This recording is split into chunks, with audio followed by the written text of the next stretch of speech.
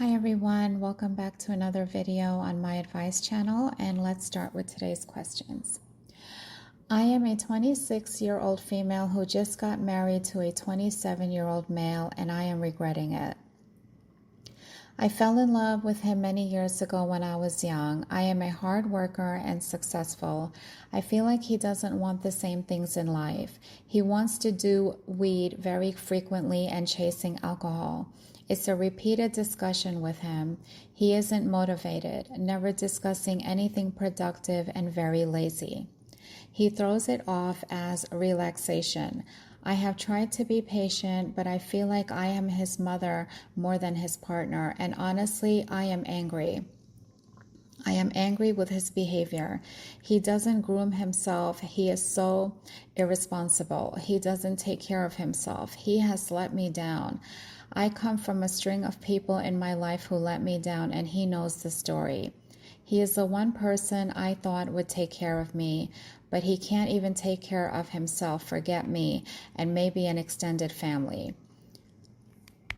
I don't look up to him thinking, oh, that guy is going to be the father of my children someday anymore. I can't count on him. I look at him as a responsibility.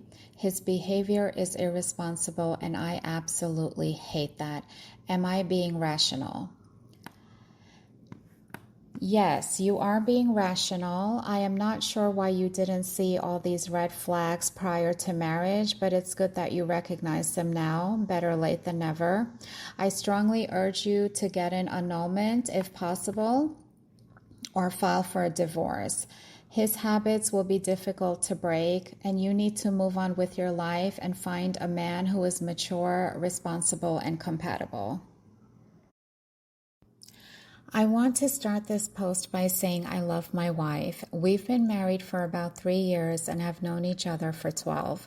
Should I throw in the towel? All we have done in the past 6 months is fight over stupid small things and things that don't make sense. It seems like we're growing apart and I don't know how to fix it.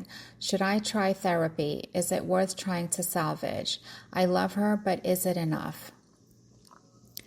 It sounds like there is a reason why your marriage of 3 years has been challenging for the past 6 months.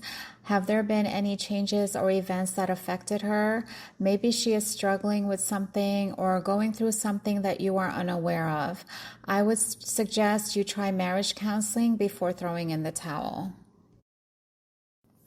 I broke up with the love of my life 10 years ago. We both went our separate ways, mostly due to a family disapproval, and married other people. I divorced after an abusive marriage, but he's still married with children. From many mutual friends, I've heard he is not over me and still loves me and is not happy. His wife was just a rebound, and now he feels trapped. I still love him, and I don't know what to do. I absolutely will not interfere in his marriage, but how do I stop loving someone who I know still loves me? If these mutual friends never share this information with you, would you still have these feelings for him? It's possible that these feelings you have were triggered after what you heard. Nonetheless, you still have to keep reminding yourself that he is married with children. You not wanting to interfere in his marriage is quite mature and considerate of you. As for your feelings, either you have to try to get past this and move on and wait for these feelings to fade, or you can wait to see what he decides to do with his marriage. If one day his marriage comes to an end, you guys may have the possibility to be together, but if he decides to make his marriage work, then you have to respect that and move on, and at some point, hopefully you'll stop loving him. My ex-wife and I are friends. We are both single, and she is going through some very serious health issues. We text a lot, but if I say anything even slightly affectionate, it's wrong. Even if I say, "You're wonderful," or "hun." I know she does appreciate everything I do to help her. She has told me it makes her feel uncomfortable and for me to step back. I just don't understand why. Can anyone help?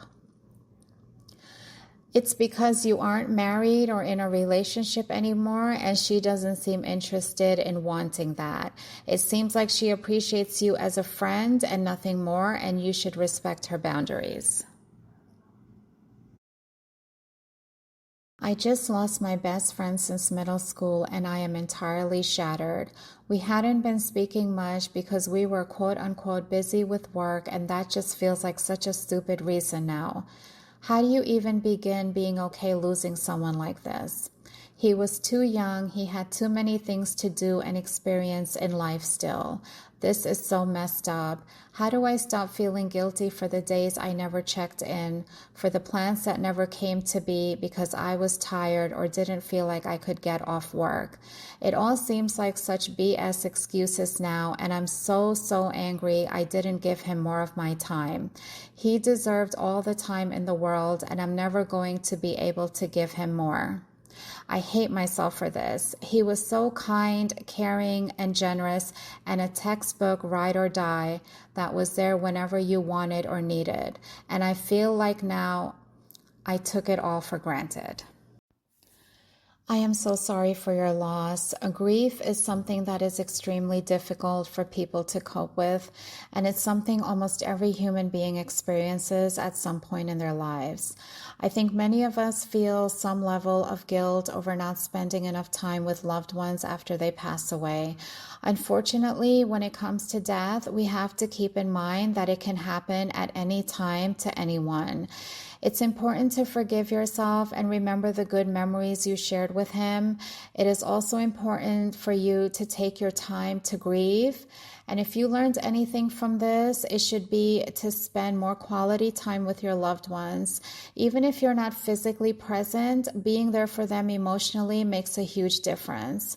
Hopefully, when you start doing this, you won't feel this way again or have any regrets.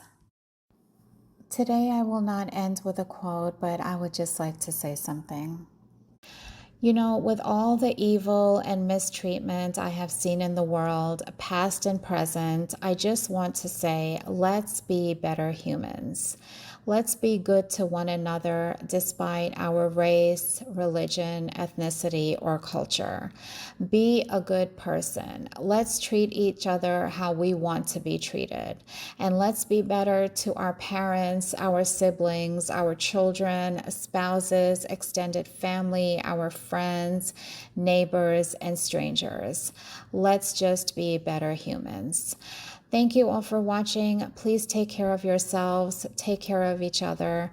Please pray for Gaza and the oppressed worldwide, and God bless.